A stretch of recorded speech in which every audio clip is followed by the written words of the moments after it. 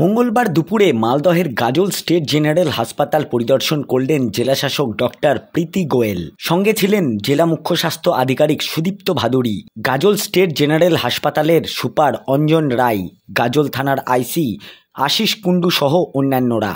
জানা গিয়েছে, বেশ কিছু বছর আগে মুখ্যমন্ত্রী মমতা বন্দ্যোপাধ্যায় ভার্চুয়ালভাবে গাজল স্টেট জেনারেল হাসপাতাল উদ্বোধন করেন। তারপর থেকে ধাপে ধাপে হাসপাতালের পরিকাঠামো গড়ে উঠেছে। এদিন হাসপাতালে এসে হাসপাতালের বিভিন্ন ওয়ার্ড ঘুরে দেখেন জেলাশাসক ডক্টর প্রীতি গোয়েল।